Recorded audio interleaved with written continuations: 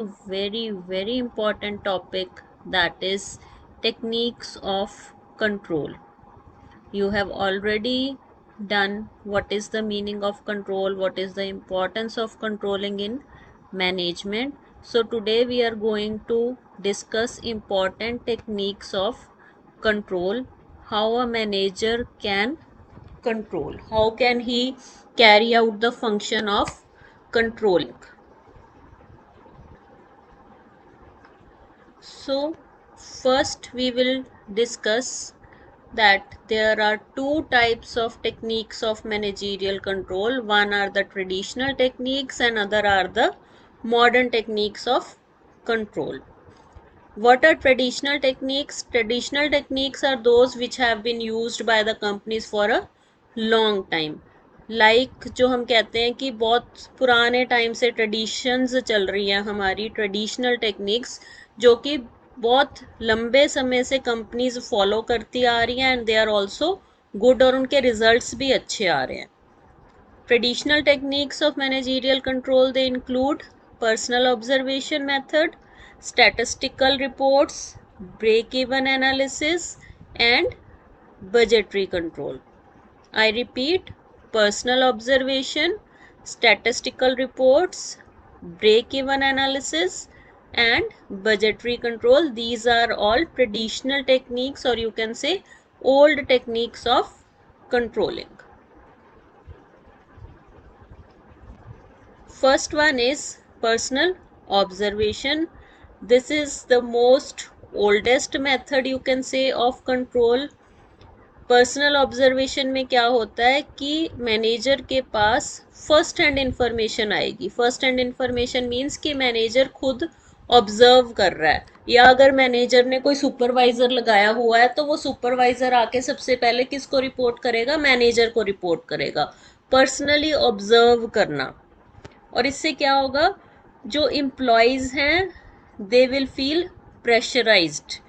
एक psychological pressure होगा employees में, because they know that they are being observed, they are being watched. जब उनको पता है कि हमारे सिर पे कोई सुपरवाइजर खड़ा है और वो हमारी रिपोर्ट करेगा, हमें पर्सनली ऑब्जर्व किया जा रहा है, obviously they will work hard. Next are statistical reports. Statistical reports are overall analysis of reports. Statistics आपने किया हुआ है जिसमें कि हम क्या कैलकुलेट करते हैं? एवरेजेस, परसेंटेजेस, रेशियोज, कोरिलेशन, जिससे कि हमें इंफॉर्मेशन मिलती है regarding the performance of the organisation. Like average production कितनी हो रही है, परसेंटेज ऑफ प्रॉफिट कितना है, प्रॉफिट वॉल्यूम रेशियो कितनी है. ये सारी जो स्टैटिस्टिकल डाटा है, it helps in controlling the performance of the various departments of the organisation. और ये जो इंफॉर्मेशन है, it can be presented in form of charts, graphs, tables, and managers they can read them and they can compare with the standard performance. We always say कि in controlling क्या होता है कि एक हमने स्टैंडर्ड परफॉर्मेंस रखी होती है, फिर उसके बाद उसको कंपेयर किया जाता है, फिर उसके बाद हमें डेविएशंस पता लगती हैं. तो statistical reports they help in comparing the data. Like आपको पता है कि आपने स्टैंडर्ड सेट किया कि average production should be 10,000 units per month. Actual कितनी आ रही है average production? 8,000 units per month. तो वो कंपेयर हो गया कि 2,000 का जो डेविएशन है, वो जो कम है 2,000 rupees, how it can be controlled. Next is break even analysis. Break even analysis is also a kind of traditional technique, and it is used by managers or management to study the relationship between cost, volume and profit. Cost, volume और profits की relationship को show करती है break even analysis. कितनी cost है, कितनी production हो रही है और कितने प्रॉफिट्स हैं. इससे हमें पता लगता है कि डिफरेंट लेवल्स पे क्या पोजीशन होगी.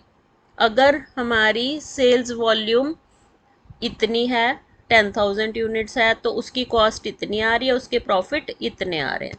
अगर सेल्स वॉल्यूम हमारी 20,000 यूनिट्स हो जाती है, उसकी कॉस्ट हमें कितनी पड़ रही है और उसके प्रॉफिट्स हमें कितने आ रहे हैं। All this is calculated with the help of break even analysis. Break even analysis के लिए हम क्या करते हैं, break even point find out करते हैं। We find the break even point with the help of formula given on the screen. Break even point is equal to fixed cost divided by selling price per unit minus variable cost per unit. Fixed cost जो है, जो fixed रहनी ही रहनी है, चाहे जितनी मर्जी selling हो रही है, चाहे कम हो रही है या ज़्यादा हो रही है। दूसरी क्या आ जाएगी, वेरिएबल कॉस्ट पर यूनिट। तो उसको जब हम डिवाइड कर देंगे हमें पता लग जाएगा कि कितने हमारे प्रॉफिट्स हैं, वो हमारा ब्रेक इवन पॉइंट हो जाएगा। Next comes budgetary control. Budgetary control, it is technique of control in which all the operations which are necessary to be performed are executed in such a manner so as to perform and plan in advance in form of budgets. Budget means कि हम लेते हैं quantitative terms में for future period of time. You must have been heard about the budget. Budget जो पेश किया जाता है every year for the country, उसमें क्या होता है, it is for a particular period. Same way for the organisation budget is prepared in terms of quantity. Quantitative terms में प्रिपेयर किया जाता है, उसमें प्रॉपर इन नंबर्स लिखा जाता है कि इस डिपार्टमेंट का बजट इतना है, उसकी रेवेन्यू इतनी है, उसकी कॉस्ट इतनी है, उसकी मैन्युफैक्चरिंग इतनी है, उसकी प्रोडक्शन इतनी है। और जब उसको क्वांटिटेटिव टर्म्स में हमने लिख दिया, उसके बाद क्या होगा, उसको एक्चुअल के साथ कंपेयर किया जाएगा। Results are to be compared with the budgetary standards.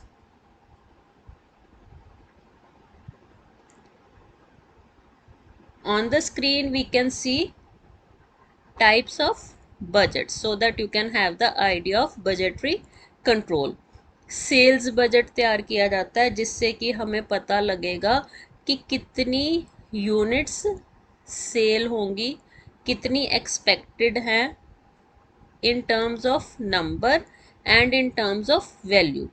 Suppose we say कि जो सेल्स बजट है उसमें लिखा है कि 10,000 यूनिट्स की सेल होगी, बट उसकी वैल्यू कितनी होगी, 10 लाख रुपीज़ की सेल होगी, 1 करोड़ की सेल होगी। तो नंबर में भी देना है और उसकी वैल्यू में भी देना है। Next comes production budget. Production budget क्या है, इससे हमें क्या पता लगता है, प्रोडक्शन, कितनी प्रोडक्शन होनी है, कितनी यूनिट्स प्रोड्यूस की जानी है। Material budget tells about the estimated quantity and cost of materials required for production. Production के लिए कितना मटेरियल चाहिए, डिफरेंट टाइप्स ऑफ मटेरियल के लिए, हर एक मटेरियल के लिए उसकी quantity plus cost. Cash budget जो है वो शो करेगा inflows and outflows for the budgeted period. Future period में कितने कैश इनफ्लो होंगे और कितना कैश आउटफ्लो होगा, जो एस्टिमेटेड है वो शो किया जाएगा कैश बजट में।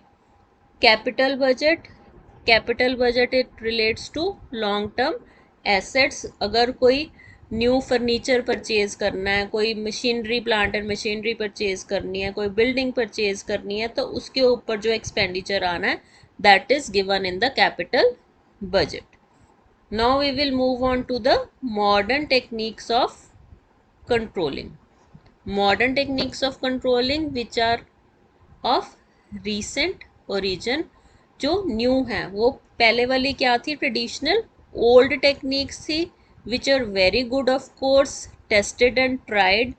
और जो न्यू टेक्निक्स है, because with the time new technology आती है, ऐसे न्यू टेक्निक्स डेवलप की गई कंट्रोलिंग की। So they are fresh techniques based upon new thinking, based upon new technology. Let us see the names of modern techniques of managerial control. return on investment, ratio analysis, responsibility accounting, management audit, PERT and CPM technique. Modern techniques में हम क्या क्या include कर रहे हैं, क्या discuss करेंगे? Return on investment, ratio analysis, responsibility accounting, management audit, PERT and CPM techniques of control. First, we will discuss return on investment.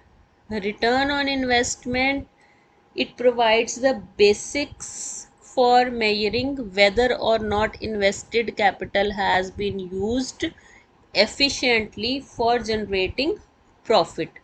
Return on investment, जो हमने इन्वेस्टमेंट की है उसकी रिटर्न कितनी आनी है वो मेजर किया जाएगा with the help of ROI। ROI जो है इससे हमें पता लगेगा, सपोज फॉर एग्जांपल कि 10 करोड़ की इन्वेस्टमेंट है, we have 3 projects before us, एक में है 10 करोड़ की इन्वेस्टमेंट, दूसरे में है 20 करोड़ की इन्वेस्टमेंट, तीसरे में है अगेन 10 करोड़ की इन्वेस्टमेंट। 3 projects are there. तो फर्स्ट प्रोजेक्ट जो है उसमें हमें प्रॉफिट हो रहा है 10% का, दूसरा जो प्रोजेक्ट है उसमें हमें प्रॉफिट हो रहा है 15% का, तीसरा जो प्रोजेक्ट है उसमें हमें प्रॉफिट हो रहा है 8% का। So on behalf of, on the basis of return on investment, we can easily decide upon the project कि कौन सा प्रोजेक्ट जो है वो हमें सूट करेगा। रिटर्न ऑन इन्वेस्टमेंट से हमें परफॉर्मेंस का पता लगेगा, या फिर अगर हम डिपार्टमेंट वाइज पता करना चाहें तो वो इंडिविजुअल डिपार्टमेंट्स की भी रिटर्न ऑन इन्वेस्टमेंट कैलकुलेट की जा सकती है। रिटर्न ऑन इन्वेस्टमेंट मीन्स कि net income after taxes. Comparison अगर हम करेंगे तो सारे डिपार्टमेंट्स के लिए लेंगे नेट इनकम बिफोर टैक्स, या सारे डिपार्टमेंट्स के लिए लेंगे नेट इनकम आफ्टर टैक्स। और जो टोटल इन्वेस्टमेंट है उसमें हमने वर्किंग कैपिटल भी लेनी है और फिक्स्ड कैपिटल भी लेनी है। Next comes management audit.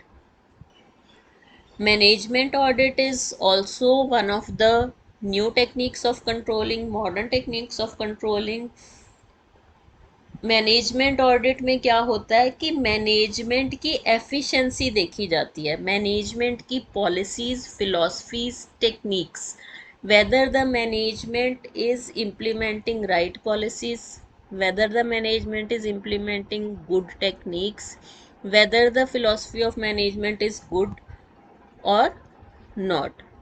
Management audit जो है ये किया जाता है पूरे मैनेजमेंट प्रोसेस का, बाहर से कोई आके इंडिपेंडेंट ऑडिट करता है so as to discover the quality of management. If there is good quality of management, obviously the organisation will succeed, बहुत ज़्यादा तरक्की करेगी। और अगर उसकी मैनेजमेंट अच्छी नहीं है, उसकी पॉलिसीज़ अच्छी नहीं है, उसकी टेक्निक्स अच्छी नहीं है, then that organisation will not flourish. So this was about meaning of management audit. Next comes MIS, management information system. Management information system क्या है? It is a technique for gathering information. Information collect करने की technique को हम कहते हैं management information system, जिससे कि उस टाइप की इंफॉर्मेशन कलेक्ट करनी है जिससे कि हेल्प हो डिसीजन मेकिंग में। Managers they can collect the data, जो डाटा कलेक्ट हुआ है उसको देख के, उसको एनालाइज करके डिसीजन ले सके। It is a system of communication. जो MIS है एक टाइप का कम्युनिकेशन सिस्टम है जिसमें कि सारा का सारा डाटा फीड होगा, ऑल डिटेल्स, सारे ऑपरेशंस, सारे functions of the enterprise of that particular business organisation, और उसमें हर टाइप की इंफॉर्मेशन अवेलेबल होगी। और जो MIS विंग है, it helps in providing the correct information, in collecting the relevant information.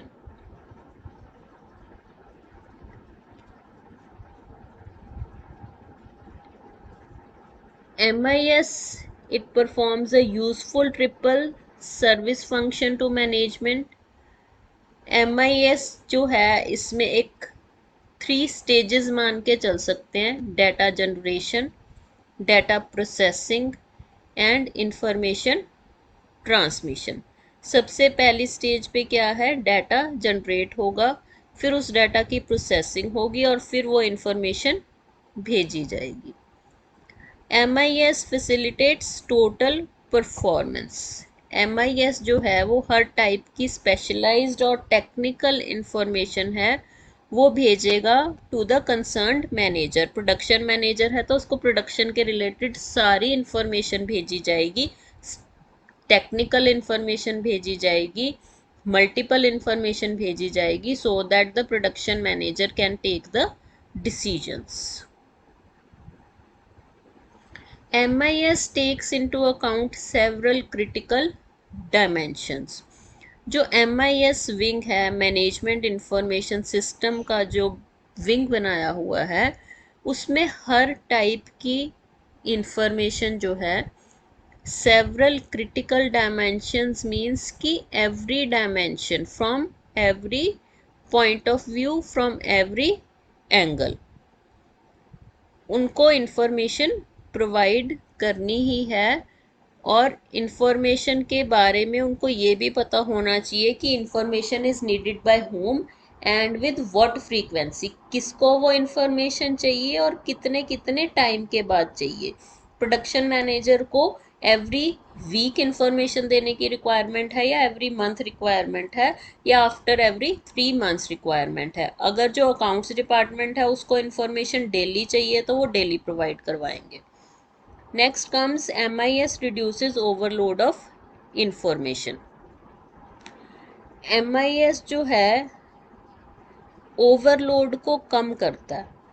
अगर हम पूरा का पूरा डाटा जो है किसी मैनेजर को दे दें, that manager will not be able to take decisions.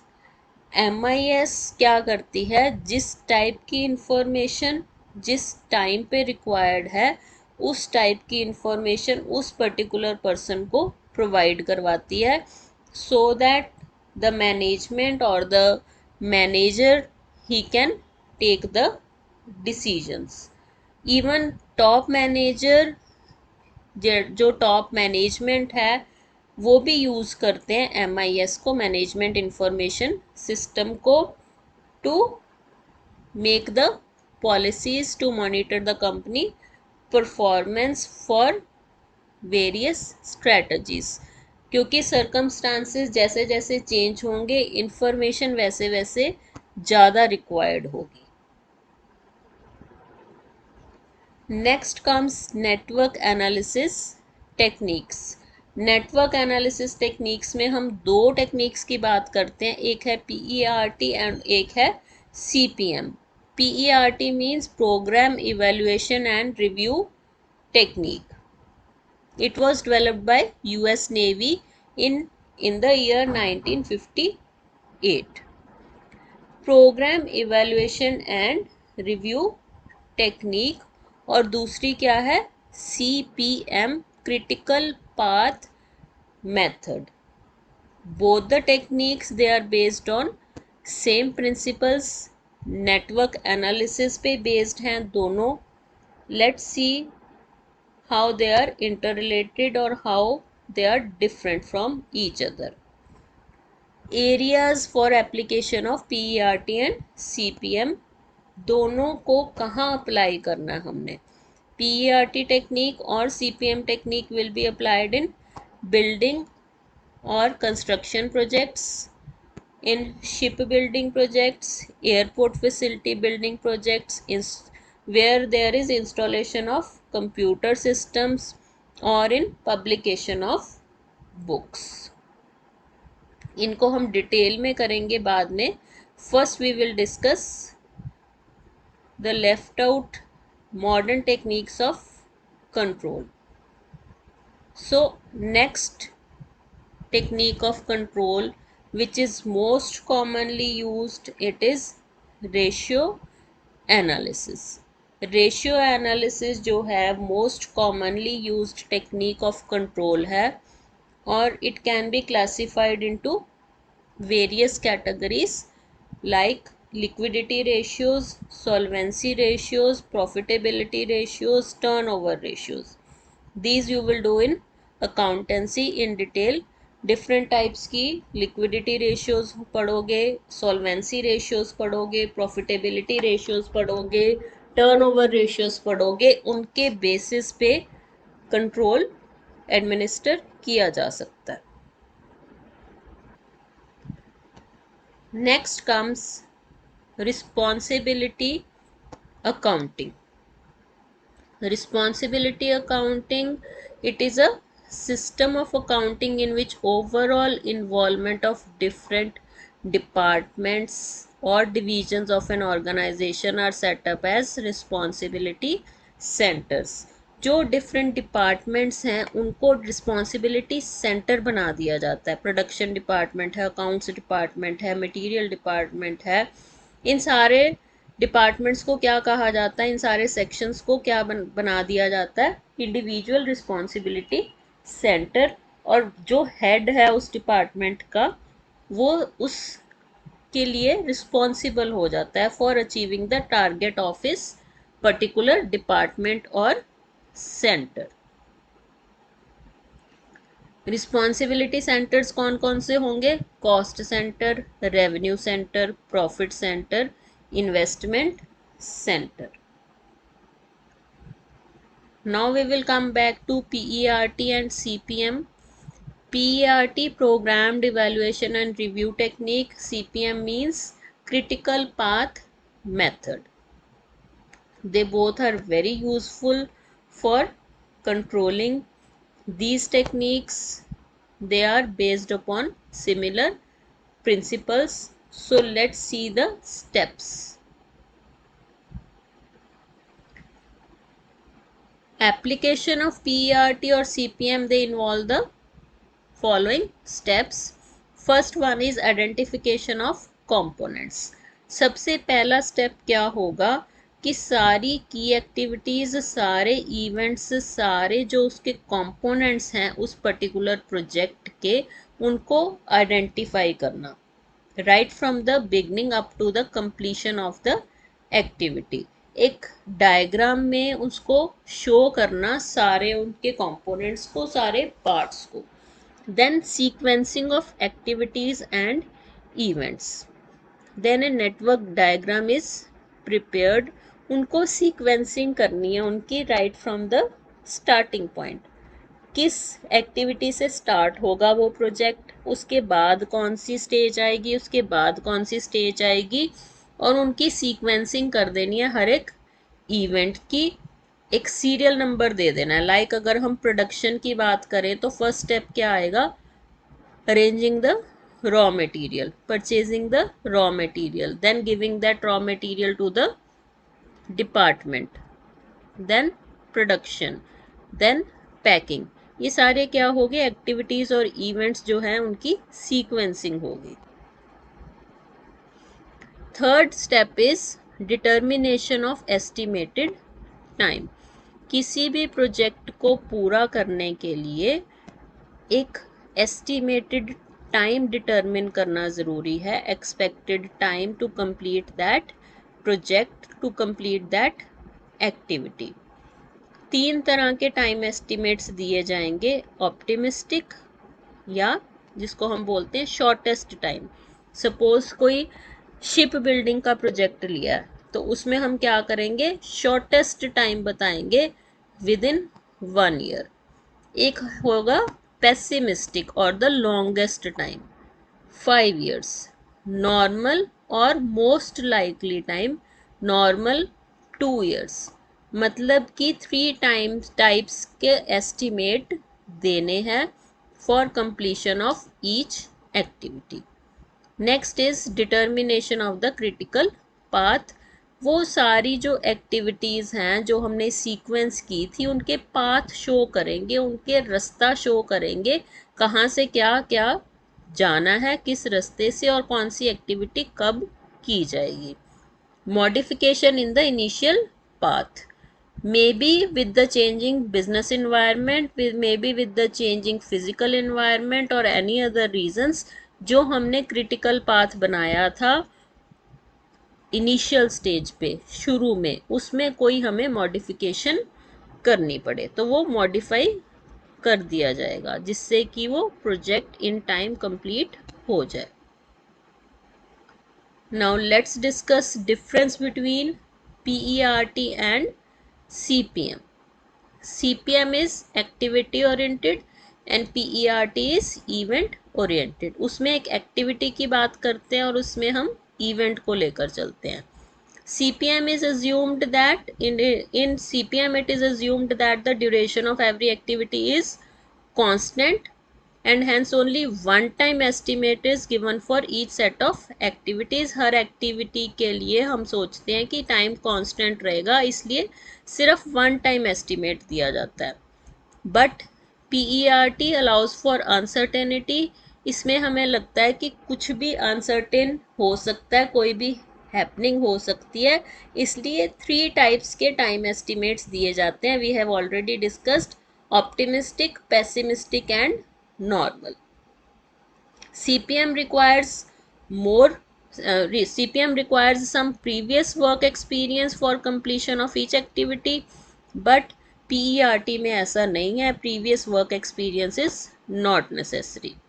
CPM is used where cost is the main consideration, PERT is used where time is the main consideration। इसमें cost को जब हमने ज़्यादा importance देनी है तो CPM यूज़ करेंगे, जब time को ज़्यादा importance देनी है तो PERT यूज़ करेंगे। Next is CPM works with fixed deterministic time and PERT works with probabilistic time। उसमें सिंगल एक्टिविटी मान के चलते हैं तो उसमें फिक्स्ड डिटरमिन कर देते हैं और इसमें क्या है, प्रोबेबिलिटी देखते हैं कि ये टाइम ऑप्टिमिस्टिक भी हो सकता है, पेसिमिस्टिक भी हो सकता है और नॉर्मल भी हो सकता है। CPM is used for repetitive and non-complex projects and PERT is useful for non-repetitive and complex projects। उसमें रिपीटेटिव लेने हैं, नॉन कम्प्लेक्स लेने हैं, इसमें non repetitive and complex projects जो हैं वो लिए जाएंगे। CPM includes time cost trade off and PERT is restricted to time variable. CPM में हमने टाइम भी देखनी है, कॉस्ट भी देखनी है कि टाइम भी कम लगे और कॉस्ट भी कम लगे, उनको बैलेंस करना है। इसमें क्या देखना है, हमने सिर्फ टाइम वेरिएबल देखना है कि टाइम कम लगे। CPM is used for construction projects and PERT is used for research and development programs। Next is management by objectives। Management by objectives एक कंसेप्ट है जो डेवलप किया गया है for improving the performance of an organisation, और उसके लिए हमने उसकी मेन क्या रखी है, टैगलाइन कह सकते हो, क्लियरली डिफाइन ऑब्जेक्टिव्स। जब ऑब्जेक्टिव्स क्लियरली डिफाइंड होंगे and that objectives they are agreed by both management and employees. Management और एम्प्लॉयज़ की हेल्प से जो ऑब्जेक्टिव्स डिसाइड किए जाएंगे और उनके ऊपर काम किया जाएगा, that is called management by objective, and this term was first given by Peter F. Drucker in the year 1954। MBO में क्या होगा मैनेजमेंट बाय ऑब्जेक्टिव्स में, बिकॉज कि एम्प्लॉयज़ को भी हमने शामिल किया है ऑब्जेक्टिव्स को सेट करने में, so they will exercise self control. वो सेल्फ कंट्रोल रखेंगे because they have set their objectives themselves, so they will be committed to those objectives। कोई और आके उनके लिए ऑब्जेक्टिव्स नहीं सेट कर रहा, वो खुद ही अपने लिए ऑब्जेक्टिव्स सेट कर रहे हैं। So minimum outer control is required. बाहर से कंट्रोल बहुत कम करना पड़ेगा क्योंकि वो खुद इन्वॉल्व हैं ऑब्जेक्टिव्स को सेट करने में। So these were the traditional as well as modern techniques of control. Very important topic from the point of view of examination also. So that's it for today. Next, I would like to give some tips for study skills. First one is find the best study method for you. सबसे best study method क्या है आपके लिए? ज़ोर ज़ोर से बोल के याद करना, नोट्स बना के याद करना, क्रैमिंग करना, या बार बार रिपीट करना, या पॉइंट्स को हाईलाइट करना. So first you have to identify the best study method. Next is eat well, eat healthy. Healthy खाओगे तो हेल्दी सोच सकोगे. Exercise regularly. Minimum 30 minutes workout is required for every student. अगर exercise नहीं करोगे, because you have to be physically fit if you want yourself to be mentally fit. Fourth is stay positive always. Positive vibes आती रहेंगी तो पढ़ते रहोगे. जहाँ पे नेगेटिविटी आई आपके माइंड में, वहाँ पे गड़बड़ होनी शुरू हो जाएगी. So stay positive. Get enough sleep. सारी रात जाग के भी नहीं पढ़ना, 20-20 आवर्स भी नहीं पढ़ने लग जाना. You have to be balanced. 6-7 hours sleep is necessity for a student. Take breaks. बहुत लंबे स्टडी टाइमिंग्स नहीं रखने अपने. Take short breaks. 1 घंटे के बाद 10 minutes break is enough. Set your goals. Objectives की बात करते हैं हम, गोल्स की बात करते हैं. अपने गोल्स खुद सेट करो और उनको अचीव करने की कोशिश करो. Find the best study time for you. Some students they learn very effectively in early morning. Some they are good at learning at the time of evening. हर एक स्टूडेंट का अपना अलग स्टडी टाइम होता है, बेस्ट स्टडी टाइम, जिस time पे उसकी understanding और लर्निंग ज़्यादा होती है. किसी को सुबह जल्दी उठ के याद हो जाता है, किसी को लेट नाइट पढ़ने की आदत होती है, किसी को दोपहर में पढ़ने की आदत होती है. तो find out that best study time. Exams can be good if you have worked hard. अगर आपने पढ़ा हुआ है तो एग्ज़ाम्स हमेशा अच्छे ही होते हैं. एग्ज़ाम्स से डरने की ज़रूरत नहीं होती. Sleep on it.